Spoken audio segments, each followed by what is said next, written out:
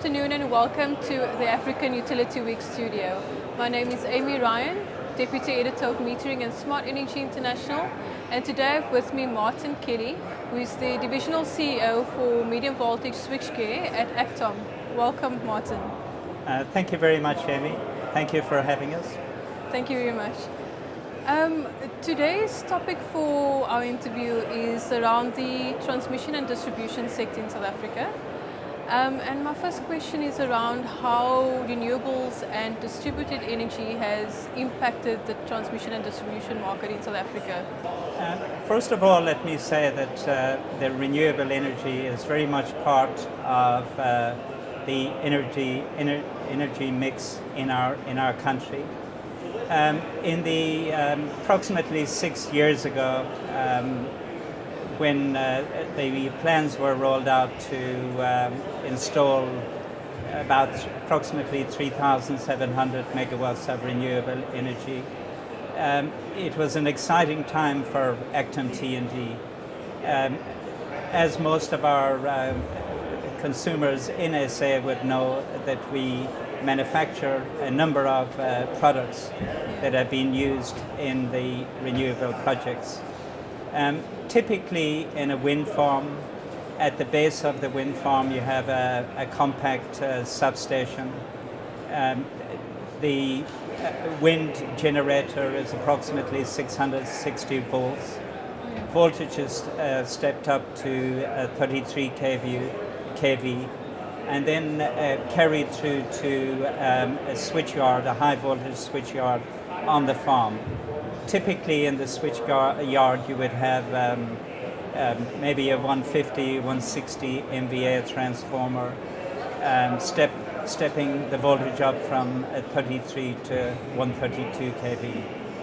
All of this equipment, compact substations and power transformers and isolators, ACTOM actually manufactures in its operations in SA. Okay. And then if we look at the distributable energy field, that concept is not new.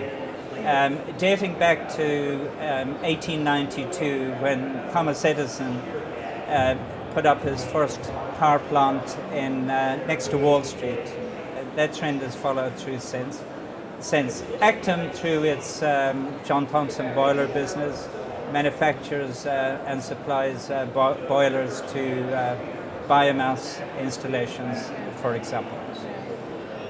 How do you think that the surge in renewables and distributed energy has impacted the utilities' ability to manage voltage? In your opinion, do you think that they are doing this well?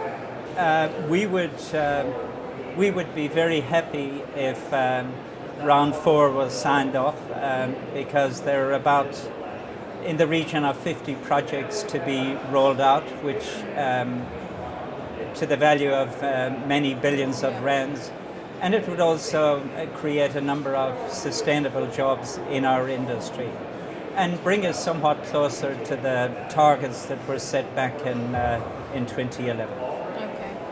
And then can you tell us what are some of the new technologies that are available towards strengthening the grid network?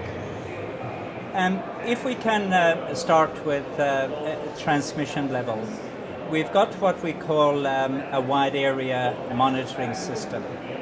That has got the ability to measure and date stamp power system quantities down to probably microseconds. Wow. And using a common source across multiple sites, bring that data back to a central point.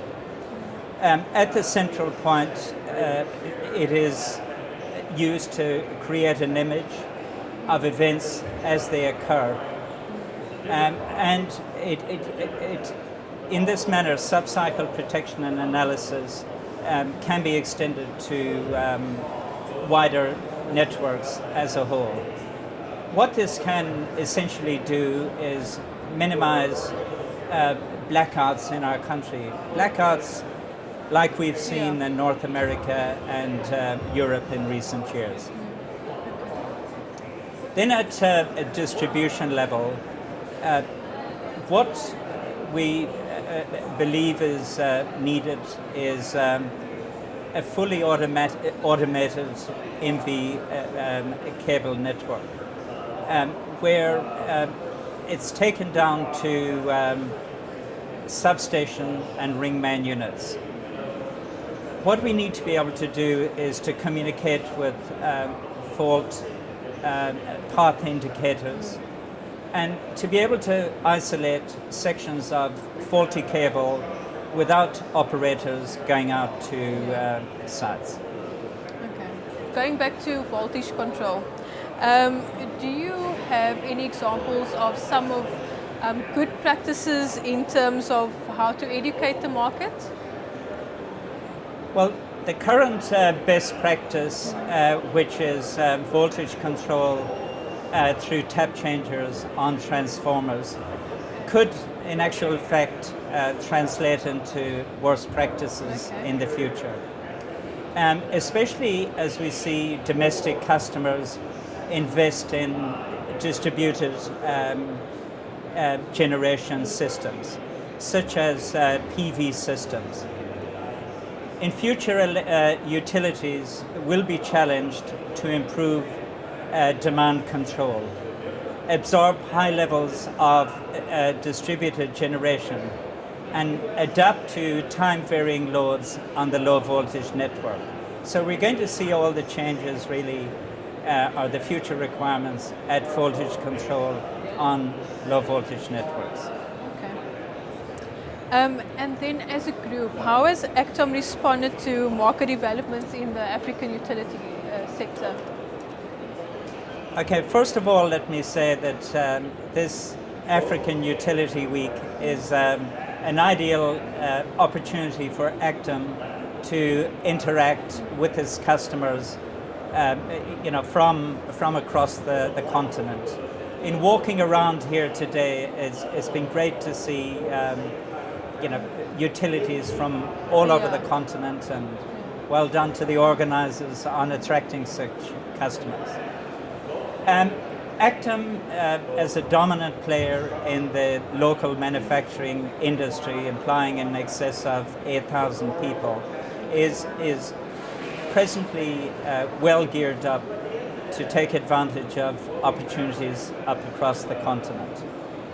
ACTOM as a company has certainly got export markets in focus, and it currently constitutes an important, strategically important and substantial part of our business. Because of the cyclical nature of our local market, like other manufacturers, we need to be active in markets across the continent. What will extra export business do for ACTOM? We believe that it'll create sustainable jobs, and like other manufacturers, we need to keep our factories fully loaded and generate export revenue. Okay. And then finally, what is your top prediction for the energy sector for 2018? We believe the market will remain tough. We would like to be optimistic about the potential increased political and economic stability in our markets. What we've seen in recent weeks or in recent months has not been good for our markets. As a company, we embrace transformation and all-inclusive job creation. And we want to translate the challenges that we see today into opportunities going forward. For the health and survival of our industry, the T&D industry, and also for the benefit of South Africa and its people. Thank you so much, Martin. Thank you for your brilliant insight into the T&D market in South Africa. Unfortunately, that's all we have for today. This is Amy Ryan coming to you from the African Utility Week studio. Thank you.